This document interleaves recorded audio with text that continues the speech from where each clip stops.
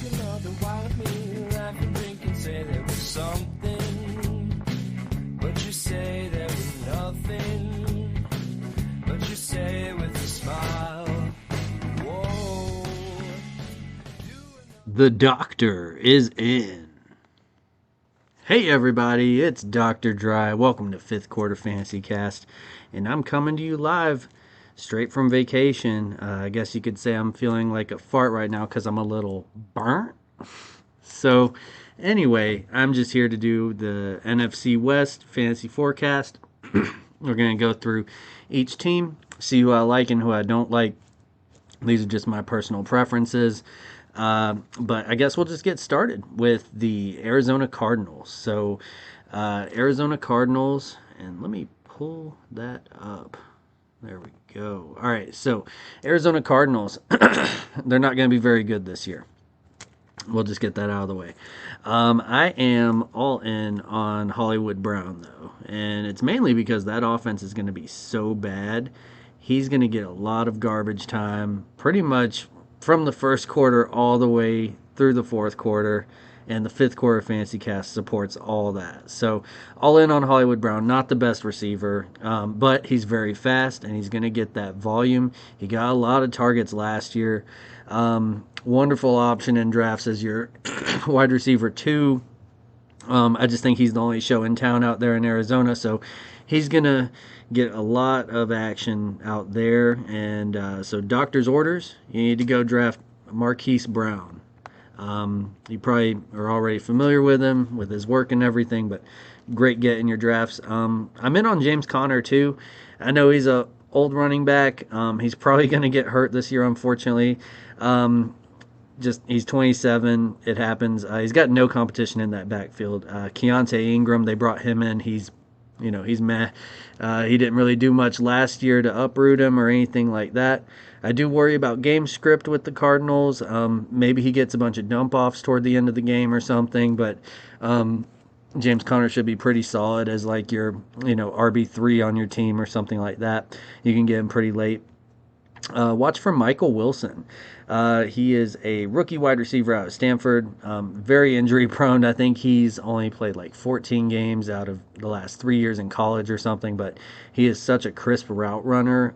If he stays healthy, he could be a really good big receiver, which is something they don't have out in Arizona. Definitely don't draft the guy, but he could be a good future waiver wire add. So that's the Cardinals. The Rams, Cooper Kupp coming back. So very excited about Cooper Kupp. He's going as the wide receiver 3, sometimes the wide receiver 4, depending on your preference between him and Hill. But he is great. If you've watched this man play, just the way he approaches the game, his nickname's the Fantasy Football Nerd. He studies the game. If you watch him in game, he makes a lot of those 50-50 decisions on, how's he going to get that extra 2 yards, that extra 3 yards, and he always makes the right decision. He's very smart, understands situational football, love his decision-making in-game. Tyler Higbee, I think of him as kind of a random tight end. I think you can do better, but you could also do worse. I'd rather wait on getting Chigakonkwu or Dalton Kincaid or somewhere in that tight end 11, 12 range, but Tyler Higbee, not a bad choice if you've kind of waited on quarterback and you're kind of looking for that tight end 8 or 9.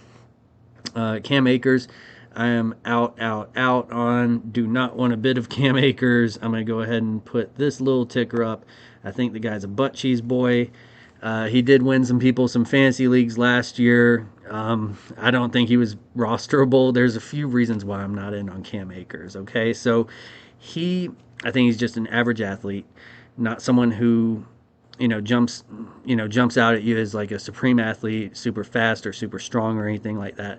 He got hot at the end of the year against a very easy schedule. If you go back, he was not going against premier defenses or anything like that. He almost got cut last year. I don't trust Sean McVay. I was a Darrell Henderson owner, I think a couple years ago, and he got COVID one time for 1 week, and Sean McVay all of a sudden went to Sony Michel. He's just so quick and hot and cold with all of his running backs. So Cam Akers, who knows if he's even going to make it through the year as the starter, healthy or not. So I don't think Cam Akers is a good back. I think you got better options. I'd rather do a dart throw on some rookie or someone like that, but I'm definitely out on Cam Akers. Let's see. I'll keep this up for this next guy, Van Jefferson. I know. I think there were at times where I believed in him on and off over the last couple years, and every time in a spot start situation, he just never showed up. Van Jefferson. I wanted him to be a thing. I don't think he's going to be a thing. So Van Jefferson, I'm out on. Matthew Stafford, injury and turnover prone. I'm just not in on Stafford. I've seen him make some terrible in-game decisions over the last couple years. Give me a guy with more upside rather than Matthew Stafford. Puka Nacua, a BYU rookie, or a rookie out of BYU, looks really good, has some good potential. I like that he had the same receiving coach as Cooper Kupp in college, so very excited about what that could mean. He could be a thing. Watch him for a possible late round rookie pickup or or someone who you pick up on off of your waiver wire after some injuries or something like that. So, and he is not a butt cheese boy. So we'll take that off of there. Next, I want to get into the San Francisco 49ers. CMC, first guy that comes to mind. He's generational. PPR monster, someone who has really set that bar and set it very high as far as that goes. He was healthy last year. We got to see him with a full workload for the first time in a couple years. That was awesome. Him and Eckler going, I think 1A, 1B. I'm an Eckler guy, but CMC, there's a lot of mouths to feed out in San Francisco. I think he's the only person who's going to get full. He's kind of taken over that Debo role that Debo had, but just from flip positions. So I think CMC's in for a huge year. I don't need to talk about him too much. We know who he is. I'm out on Debo. I'm in on Brandon Ayuk. Brandon Ayuk finished as the wide receiver 15 last year. Debo's got the big name and everything. He, was that dual running back wide receiver role, like I'd kind of mentioned. Once they brought CMC in, that kind of quit for Debo. He might get a couple gadget plays here and there, but it's not really a thing anymore. He has a much higher ADP than Ayuk. So I think Debo, he'll still get his, but it'll be inconsistently. If you look through at the end of the year, he'll have some good games and some games where he just disappeared. I'd much rather have Brandon Ayuk. I think he's kind of a neat piece in this offense. I'm in on Kittle. He's a top 5 tight end. So in on Kittle. Eli Mitchell. I think that's someone that you need to get if you have CMC. Just due to the injury history. Obviously you hope he doesn't go down or anything, but having Eli Mitchell as the direct handcuff and, in times where he's started or, filled in, very productive. Eli Mitchell's awesome. So I wouldn't draft Eli Mitchell on his own, but if you do have CMC, get Eli Mitchell later in the draft or something. Very productive handcuff just in case. Purdy. Brock Purdy kind of came out of nowhere last year, which was really cool. Always cool whenever a player kind of does that and becomes that guy that you pick up and you're like, oh, I'm a genius. I found this guy and, all that. So Brock Purdy's awesome. He manages the whole show. He's kind of more, I feel like he's kind of more of a game manager, but he puts up good stats. He's the spoon that feeds all those mouths out there in San Francisco. And he's a gamer. I think they really like him out there. Fan base loves Brock Purdy. Fantasy community really likes him. So I'm in on Brock Purdy as well. The team I'm probably most excited about would be the Seattle Seahawks. Let's see. I'm in on a lot of players here, so get ready to rock out with your hawk out. So normally I hate running backs by committee, but I am in on Kenneth Walker and Zach Charbonnet this year. If you watch Charbonnet's film, look at I think it was his hype video that I looked at, had music in the background, all that kind of added to it, but he's great at running and catching. Charbonnet, they brought him in for a reason with that high draft capital, that day 2 draft capital. And I think we were all kind of disappointed when we saw Charbonnet, especially in the dynasty community. Whenever we saw Charbonnet go to Seattle, because we're like, it could be so much more if he would have just ended up somewhere where he could be a bell cow or be that RB1. But he ended up in Seattle with Kenneth Walker. Kenneth Walker, very very good last year. Won people's leagues. He's still great. Like he has nothing's gone away there. So I think they're going to be a really good 1-2 punch, kind of a smash and dash kind of thing. It'll be hard to know who's going off when, but I do think that they'll both have very productive fantasy seasons.